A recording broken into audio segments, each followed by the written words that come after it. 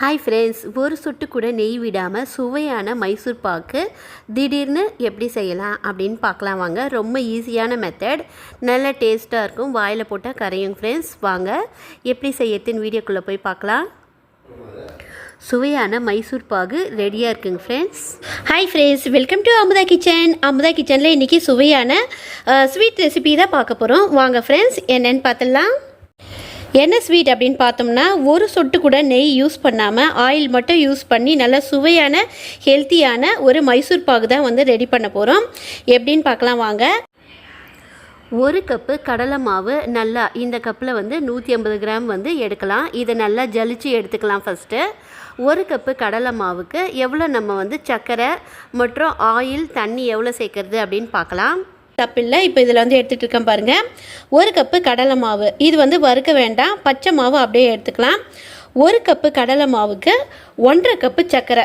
இப்போ இதை மாவை நம்ம வந்து இன்னொரு பவுலில் மாற்றிட்டு இதே கப்பில் 1.5 கப்பு சர்க்கரை நம்ம அளந்து எடுத்துக்கலாம். இது இன்னும் அளந்து எடுக்கலை, அளந்து எடுத்துக்கலாம். மாவு எதில் அளக்குறோமோ அதுலேயே 1.5 கப்பு சர்க்கரை. 1.5 கப்பு சர்க்கரைக்கு 3/4 கப்பு அளவு தண்ணி எடுத்துக்கலாம். இந்த கப்புலேயே 3/4 கப்பு தண்ணி, 1.5 கப்பு சர்க்கரையோட 3/4 கப்பு தண்ணி சேர்த்து நல்லா வந்து கொதிக்க விட்டு ஒரு கம்பி பதம் வரணும். கரெக்டாக ஒரு கம்பி பதம் வந்து ஒரு கம்பி வந்து இப்படி உடையும். இப்படி நம்ம எடுத்தோம்னா அந்த டைமில் நம்ம இதை கரெக்டாக ஒரு ஆயிலில் நம்ம கலந்து அந்த சர்க்கரை பாகோடு நம்ம சேர்த்துக்கணும். ஒரு கப்பு கடலை மாவுக்கு 1 கப்பு ரீஃபைண்ட் ஆயில் நான் எடுத்துகிட்ருக்கேன், சன்ஃப்ளவர் ஆயில். கடலை மாவு, நல்லெண்ணெய், இது மாதிரி வந்து வாசனை உள்ள ஆயில்ஸ் வந்து நம்ம யூஸ் பண்ண முடியாது. அதனால் ரீஃபைண்ட் ஆயில் எடுத்துக்கலாம். 1 கப்பு கடலை மாவுக்கு ஈக்குவலாக 1 கப்பு ரீஃபைண்ட் ஆயில் எடுத்துக்கலாம். இப்போ இன்னொரு பவுலில் நம்ம கரெக்டாக இதை மாற்றிட்டு இந்த கப்லேயே கரெக்டாக ஃபுல்லாக 1 கப்பு ரீஃபைண்ட் ஆயில் முதல்ல சேர்த்துக்கலாம் நம்ம. இப்போ பாருங்கள், 1 கப்பு கடலை மாவு இதில் நான் இந்த பவுலில் நான் போட்டிருக்கேன். இப்போ 1 கப்பு கடலை மாவுக்கு 1 கப்பு ரீஃபைண்ட் ஆயில் இது போல் ஃபுல்லாக வந்து எடுத்துக்கோங்க. இப்போ இந்த ஆயில், ரீஃபைண்ட் ஆயிலை கடலை மாவோடு நம்ம சேர்த்துக்கலாம். சேர்த்துட்டு விஸ்கு வச்சு நல்லா கட்டிகள் எதுவும் இல்லாமல் நல்லா நைஸாக நம்ம வந்து அடித்து எடுத்துக்கலாம்.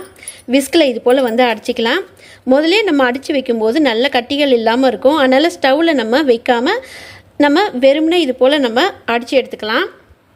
இப்போ பாருங்கள், நல்லா இது போல் நைஸாக கட்டிகள் எதுவும் இல்லாத அடித்து எடுத்துட்டேன். இப்போ இந்த கப்பில் 1.5 கப்பு சர்க்கரை வந்து அளந்து எடுத்துட்டேன். இப்போ இதுக்கு இதே கப்பில் 3/4 கப்பு தண்ணி நம்ம எடுத்துக்கலாம். இப்போ முதல்ல சர்க்கரையை நான்ஸ்டிக் வானலில் போட்டுட்டு 3/4 கப்பு அளவுக்கு தண்ணியை நம்ம வந்து ஆட் பண்ணிக்கலாம். நான்ஸ்டிக் வானல் தான் இருக்கணும்னு அவசியம் இல்லை, அடிகனமான வானல் வச்சு செய்யலாம். மீடியத்துலேயும் கொஞ்சம் சிம்மிலையும் வச்சு நம்ம வந்து நல்லா கிண்டி விட்டோம்னா அருமையான சுவையான மைசூர் பாகு நமக்கு ரெடி ஆகிடும், நெய்யே இல்லாமல். இப்போ சர்க்கரை சேர்த்தாச்சு, தண்ணி சேர்த்துக்கலாம். 1.5 கப்பு சர்க்கரைக்கு 3/4 கப்பு தண்ணி. இது நல்லா கொதித்து வரட்டும். சர்க்கரை நல்லா கரைஞ்சி கொதித்து வரணும். நல்லா கொதித்து வரும்போது நம்ம பாகு பதம் பார்த்துக்கலாம். ஒரு கம்பி பதம் வரணும். ஒரு கம்பி பதம் வந்தவுடனே நம்ம ஆயிலில் கலந்து வச்சுருக்கக்கூடிய கடலை மாவை இதோடு சேர்த்துக்கலாம். நல்லா கொதிக்கட்டும். இது போல் தட்டு இல்லைன்னா ஒரு ட்ரேயில் ஆயில் தடவி வச்சுக்கோங்க. நெய் நம்ம வந்து சுத்தமாக அவாய்ட் பண்ணுறதுனால பிளேட்லேயும் நான் வந்து ஆயில் தான் தடவிருக்கேன், நெய் வந்து தடவலைங்க ஃப்ரெண்ட்ஸ். முதலே நம்ம இது போல் அப்ளை பண்ணி வச்சிடலாம் ரெடியாக. இப்போ பாருங்கள், சர்க்கரை நல்லா கரைஞ்சி கொதிக்க ஆரம்பிக்குது. நல்லா ஒயிட்டாக, நல்லா நம்ம சாதம் வந்து எப்படி பொங்கி வருமோ அது போல் நல்லா ஒயிட்டாக வந்து கொதித்து வரணும். அந்த கொதித்து வர நேரத்தில் நம்ம வந்து கம்பி பதம் பார்த்துக்கலாம். இடையில வந்து நம்ம பார்க்க வேண்டியதில்லை, நல்லா கொதிக்கட்டும். நல்லா கொதிக்க ஆரம்பிச்சிச்சு பாருங்கள் நம்மளுடைய சர்க்கரை பாகு. இப்போ இந்த நேரத்தில் வந்து ஒரு 2 நிமிஷம் கொதிக்கட்டும். கொதித்த உடனே நம்ம கம்பி பதம் பார்த்துக்கலாம். ஒரு கம்பி வந்து மெல்லிசாக உடையும், அது நான் உங்களுக்கு காட்டுறேன். இப்போ பாருங்கள், இப்போ நம்ம கரெக்டாக பாகு கொதிக்க ஆரம்பித்து 5 நிமிஷம் ஆயிடுச்சு. இப்போ நம்ம கரெக்டாக வந்து கன்சிஸ்டன்சி பார்த்துக்கலாம். இது பாருங்கள், இப்படி உடையுது பாருங்கள் நல்லாவே. இன்னுமே நான் உங்களுக்கு காட்டுறேன். இப்படி ஒரு கம்பி வந்து உடையணும். இப்போ நம்ம சிம்மில் வச்சிடலாம். ஒரு கம்பி பதம் வந்தோடனே நம்ம சிம்மில் வச்சுட்டு நம்ம கலந்து வச்சுருக்கக்கூடிய கடலை மாவை இதில் சேர்த்து நல்லா பொறுமையாக நம்ம கலந்து. இப்போ பாருங்கள், நம்மளுடைய கடலை மாவு ரீஃபைண்ட் ஆயிலில் கலந்து வச்ச கடலை மாவை நான் சேர்த்துட்டேன். இப்போ நம்ம மீடியம் ஃப்ளேமில் வச்சுட்டு பொறுமையாக நம்ம நல்லா கிண்டி விடலாம். அதுவே நல்லா வந்து சுருண்டு வரும் ஃப்ரெண்ட்ஸ். இப்போ பாருங்கள், கொஞ்ச நேரம் ஐலையும் கொஞ்ச நேரம் மீடியம் ஃப்ளேம்லேயும் வச்சு நல்லா நம்ம வந்து கிளறி விட்டுக்கலாம். நல்லா சுருண்டு வரும். இந்த பேனில் ஒட்டவே ஒட்டாது, நமக்கு நல்லா அருமையாக வரும். அது வந்து நம்ம இறக்கி நம்ம எப்படி எந்த கன்சிஸ்டன்சியில் நம்ம ட்ரேயில் ஊற்றணும் அப்படின்னு சொல்லிட்டு காட்டுறேன். அந்த பதம் மிஸ் ஆகிடுச்சினாலும் நமக்கு கொஞ்சம் ஸ்ட்ராங்காக ஆகிடும், மைசூர் பாகு சாஃப்டாக வராது.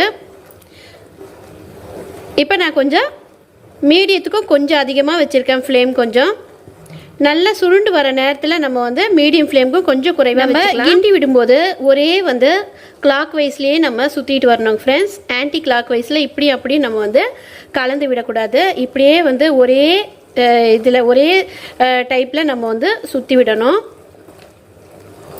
அப்போ தான் நமக்கு பதம் நல்லா நமக்கு கரெக்டாக வரும். இப்போ பாருங்கள், ஓரளவுக்கு நமக்கு நல்லா கொஞ்சம் சுண்டி வருது.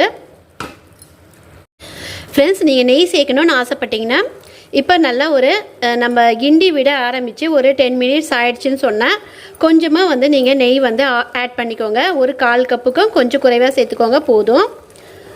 நான் வந்து நெய் சேர்க்காமல் வந்து உங்களுக்கு செய்து காட்டணும் அப்படின்னு சொல்லிட்டு தான் இப்போ நெய் சுத்தமாக நான் யூஸ் பண்ணாமல் ஒன்லி ரீஃபைண்ட் ஆயில் மட்டும் வச்சு நான் செஞ்சு காட்டுறேன் ஃப்ரெண்ட்ஸ். உங்களுக்கு இந்த ரீஃபைண்ட் ஆயிலில் நம்ம செய்யக்கூடிய இந்த ரெசிபியானது நெய் சேர்க்காத ஒரு மைசூர் பாகு அப்படின்னு சொல்லிட்டு யாராலையும் வந்து கண்டே பிடிக்க முடியாது. டேஸ்ட் அருமையாக இருக்கும். மேலும் கடலை மாவு நம்ம வறுக்காமல் போடுறதுனால அதோடைய பச்சை வாசனை வருமோ அப்படின்னு சொல்லிட்டு நம்ம நினைக்க வேணாம். நார்மலாக வந்து ஒரு மைசூர் பாகு நெய் மைசூர் பாகு எப்படி இருக்குமோ அந்த அளவுக்கு கமகமன்னு வாசனையாக டெலிஷியஸாக சூப்பராக இருக்குங்க ஃப்ரெண்ட்ஸ். இப்போ பாருங்கள், நமக்கு நல்ல ஒரு 1/4 பாகம் சுருண்டு வந்துடுச்சு ஃப்ரெண்ட்ஸ். இப்போ பாருங்கள், நம்ம கைவிடாமல் வந்து 10 மினிட்ஸ் நல்லா வந்து கிண்டி விடணும். நல்லா வந்து கிண்டி விட்டேன். கொஞ்சம் மீடியத்தில் வச்சுக்கோங்க, கொஞ்சம் வந்து சிம்மில் வச்சுக்கோங்க. அப்போ தான் நமக்கு நல்லா வந்து கொஞ்சம் அடிப்பிடிக்காமல் நல்லா அருமையாக வரும். இப்போ கரெக்டாக 10 மினிட்ஸ்க்கு மேலேயே ஆயிடுச்சு. இப்போ பாருங்கள் எவ்வளோ வந்து நல்லா நமக்கு திரண்டு உருண்டு வருது. இப்போ வந்து இது போல் வந்து நமக்கு நல்லா வரணும். இன்னும் நல்ல ரிப்பன் மாதிரி நல்ல பட்டையாக வரணும் நமக்கு. அப்போ தான் கரெக்டான கன்சிஸ்டன்சி. அப்போ நம்ம எண்ணெய் தடவி இருக்கக்கூடிய அந்த ட்ரேயில் நம்ம மாற்றிக்கலாம். இப்போ பாருங்கள், நம்ம இறக்கக்கூடிய கன்சிஸ்டன்சி கரெக்டாக வந்துடுச்சு. இப்படி நம்ம எடுத்து பார்த்தோம்னா அப்படியே வந்து ரிப்பன் போல் நமக்கு வரணும். பட்டையாக எப்படி வருது பாருங்கள். ஓகேங்க ஃப்ரெண்ட்ஸ், இப்போ இதை ட்ரேயில் மாற்றிக்கலாம். ஃப்ரெண்ட்ஸ், இப்போ ஆயில் தடவின தட்டில் இப்போ நம்ம ரெடி பண்ண மைசூர் பாகு வந்து நல்லாவே வந்து ஊற்றி நல்லா சமன் செஞ்சு வச்சுருக்கேன். தட்டை வந்து லேசாக வந்து நம்ம டேப் பண்ணி விட்டோம்னா பபிள்ஸ் எதுவும் இல்லாமல் நல்லா ஈவனாக நமக்கு பீசஸ் போட நல்லா கன்வீனியண்ட்டாக வரும். இப்போ இந்த மைசூர் பாகை மேலே மட்டும் லைட்டாக 1 டீஸ்பூன் அளவுக்கு இல்லைனா 2 டீஸ்பூன் அளவுக்கு நெய் வந்து தடவி விட்டுருக்கேன். மேலே மட்டும் நல்லா வாசனையாக இருக்கட்டும் அப்படின்னு சொல்லிட்டு. ஓகேங்க ஃப்ரெண்ட்ஸ், இது கரெக்டாக ஒரு 1/2 ஹவர்லேருந்து ஒரு 1/4 மணி நேரத்துலேருந்து 20 நிமிஷம் கரெக்டாக 20 மினிட்ஸில் நம்ம வந்து பீசஸ் போட்டுக்கலாம். ரொம்ப அருமையாகவே வரும். 20 நிமிஷம் கழிச்சு பார்க்கலாம். இப்போ பாருங்கள், தட்டில் ஊற்றி கரெக்டாக 10 மினிட்ஸ் தான் ஆகுது. இதில் கத்தியில் வந்து நல்லாவே வந்து கோடு போட்டு விட்டுட்டேன். இப்போவே பீசஸ் வந்து நம்ம கைக்கு எடுக்கலாம். அந்த அளவுக்கு அருமையாக இருக்குது. எவ்வளோ வந்து சாஃப்டாக இருக்குதுன்னு பாருங்கள். நல்லா வந்து அருமையாக இருக்குங்க ஃப்ரெண்ட்ஸ். கரெக்டாக இன்னும் ஒரு 10 மினிட்ஸில் நம்ம எடுத்துடலாம். கைக்கே வந்துடும். ரொம்ப அருமையாக சாஃப்டாக ருசியான நமக்கு மைசூர் பாகு நெய் சேர்க்காமலே. அதுதான் வந்து இப்போ பாருங்க, நம்மளுடைய மைசூர் பாகு கட் பண்ணி எடுக்கலாம். எவ்வளோ அருமையாக இருக்குன்ட்டு பார்க்கலாம். பாருங்க எவ்வளோ வந்து சூப்பராக இருக்குது.